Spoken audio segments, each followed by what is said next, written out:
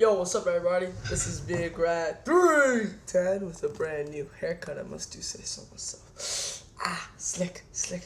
Ouch.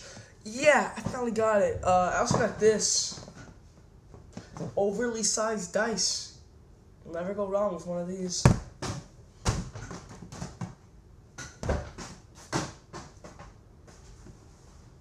Three. One for me to anything. Alright. So, let's get to the video, and no, I will not comment on the, T-Slay Internet rivalry. I am not taking a side. That's all I'm gonna say.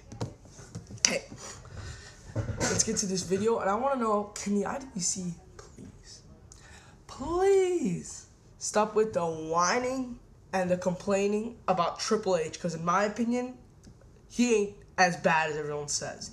People have been saying, and I get this all the time, like, even the big guns, we all know True Slayer really dislikes Triple H. Monoxide has said many times that he has huge problems with Triple H.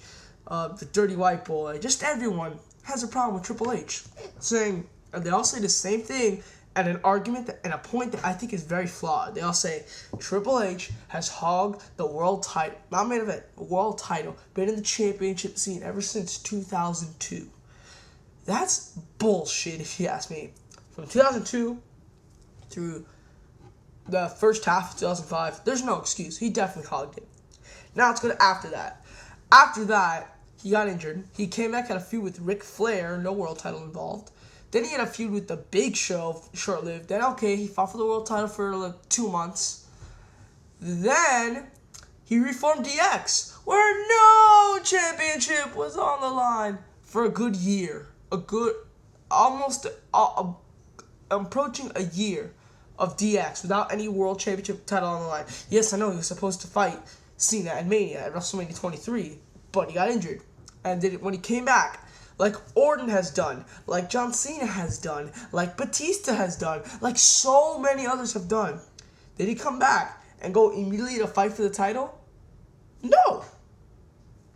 Fought Booker T at SummerSlam, then had a 1-month program with Carlito, and had Cena not gotten injured, he would have had a program with Umaga, and in the entire year of 2007, he would have been clear of the title. But because of the Cena injury, he had that one-night thing with Randy Orton where they had the where he fought 3 times and in one night. We all know that. But his program with Carlito and his program with Umaga did all the world title. And then we go to the thing with Jeff Hardy. Then he won the world title for the first time in, well, if you don't count his one-night stand in October 2007, it was the first time in 3 years him holding the world title in 2008. Then 2009 came around. Sorry, bad throat. 2009 came around, and he got injured. You know, first 4 months he was with the title. He didn't get injured. He took time off. And then that 2 months, June, July, he was on the title, and now he's fighting Legacy. Now, I know that is not, the title is not involved there either. Now we go to guys like Randy Orton, who pretty much since WrestleMania 23, has been almost on the title almost every single month until that thing with Shawn Michaels. If you're feuding with Shawn Michaels, you're in the main event. But, like, you know, this thing with RVD, okay, I'll give him credit. The RVD and Dusty Rhodes thing, that wasn't for the title. But then SummerSlam, Unforgiven. Then he won the title, did that whole thing until Backlash, fought for the title again, got injured, he came back, he had a program with CM Punk, who was champion, then had a 1-month program with Batista, and then came back, won the world title every single month. He's won the world title longer than Triple H in the past 2 years. He has. And you know what? People always say, oh, Triple H buries this, Triple H buries that. Triple H put over Batista. Say all you want. You all make excuses for him. All you Triple H haters make excuses saying, oh, you know, it's only debatable. You know, you could say Ric Flair put over Batista. You could say his evolution thing. Triple H put over Batista. Get the fuck over it. You guys don't want to give Triple H credit for anything. Whenever he does anything right, no one gives him any credit whatsoever. And then I believe that Triple H put over Randy Orton. Everyone says Chris Benoit. Well, I didn't take Randy Orton seriously when he beat Benoit. I only took him seriously when he got in the feud with Triple H. It isn't the point of putting someone over, so I buy him as a main eventer. I didn't buy Orton as a main eventer when he beat Benoit. The next night on Raw, when he was giving his promo speech, I'm like telling myself, he's not a main eventer. He shouldn't be there. Only with the shooting Triple H did I buy that. So Triple H put over Randy Orton. Let's just say that. I'm not going to say he put over John Cena, even though some can make that argument. Because like I said before, in 2005, I didn't really buy him as a credible champion. But I think kind of, the person who made me buy Cena as a credible champion was either, it was not JBL, it was not Christian or Jericho, it was probably Kurt Angle who did that. But anyways, Triple H put over Jeff Hardy. Now, I know every wrestler has said this in the past, and I think his argument is bullshit, and I know a lot of people have said this in the past. They've said, I think The Undertaker put over Jeff Hardy, and that's my opinion.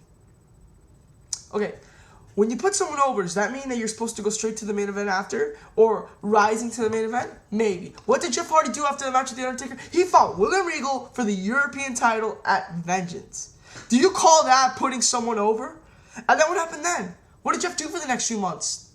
Feud with help the Dudley Boys out in finding 3-minute warning? He did nothing. And then early 2003, he had a little program with Chris Jericho. And I guess that could have escalated into something more. Then, he had the whole drug thing and he left. Now, if you want to say that Undertaker put over Jeff Hardy and his real push was going to come for 6 or 7 fucking months later, he did not put him over. And hell, you can make this case that not only did Triple H put him over then, Triple H probably put him over in 2001. Jeff Hardy's first real win of his career when he beat Triple H. Explain to me that, huh? I can make that argument too. You could say that Undertaker did it, and you're going, oh, well, Jeff Hardy didn't go to the main event. Well, what did he do with The Undertaker? How did The Undertaker help him out besides that one match? It's clearly, by far, Triple H at Armageddon 07. Triple H sat down and picked him in 1, 2, 3 for Jeff Hardy, and Jeff Hardy the next month immediately went to the main event. Came back, did a little thing with Umaga, and then went right back into the main event. Now he's a 3-time champion. Triple H went over, and this is what pisses me off about the IWC. If Triple H had beat Jeff Hardy at Armageddon, you would have seen this, oh my god, Triple H fucking buried Jeff Hardy. Triple H buried Jeff Hardy. Fuck you, Triple H. You're an evil And it bothers me to no end how no one ever gives him credit for anything. They don't want to. I'm not saying Triple H is a good guy. No, Triple H is not necessarily a good guy. He does use politics. He has buried people in the past. But you people never give him credit. You don't want to give him credit because of your hate for him, and you let that get in the way of giving him credit for what he's done. That bothers me there. And then people say, oh, Triple H buried. He destroyed Shelton Benjamin. Who put Shelton Benjamin over in the fucking first place? Triple H. And whoever tells me that it wasn't Triple H who put Shelton Benjamin over, get out of the IWC because you don't know what you're talking about. Triple H put Shelton over. How did he bury him? People say, oh, the New Year's Revolution beat the clock challenge? Not in my opinion. How did Triple H bury Shelton Benjamin? How?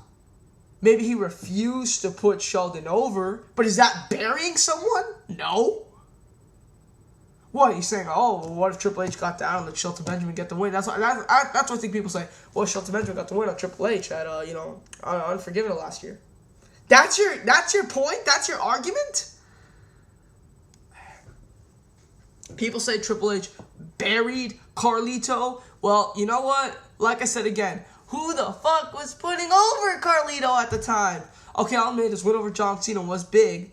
But aside from that, Carlito was doing nothing. He was just a mid-carder. His feud with Triple H made him a fucking main eventer. Well, not a main eventer. I won't say, okay, please don't let me say I was speaking too harshly there.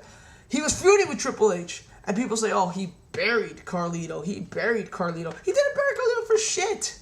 He feuded with Carlito. Yes, did Carlito look a bit weak, I'll admit, since he got to use no DQ and Triple H didn't? Maybe. But I don't say he buried Carlito. And then, yes, people argue, oh, no, it was when Carlito pinned John Cena in the ring, 1, 2, 3, at SummerSlam, like a few weeks before SummerSlam. Okay, but did he ever fight with John Cena on pay-per-view? No. He fought Triple H on pay-per-view. Yes, okay, that's not a good argument per se, because it wasn't really, a highlighted match. Still, and people say he buried RVD. Maybe with the trachea, when RVD busted up Triple H's trachea, maybe you can make an argument that he didn't want RVD to ever succeed. And RVD did succeed, which also proves those arguments wrong. For those who say RVD never did anything because he broke Triple H's trachea, fuck you. He won the title in 2006, you dumbass. And if it wasn't for probably could have held it longer. This video warranted a lot of hate. And I'm fine with that.